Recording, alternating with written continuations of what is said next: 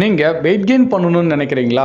அப்போ ஃபர்ஸ்ட் நீங்க பண்ண வேண்டியது உங்களோட உடம்புல நான் சொல்ற எந்த பிரச்சனை எல்லாம் இருக்கா அப்படின்றத நோட் பண்ணி பார்க்கணும். ஒருவேளை இருந்துச்சுன்னா முதல்ல நீங்க இந்த பிரச்சனை தான் நீங்க சரி பண்ணணும்.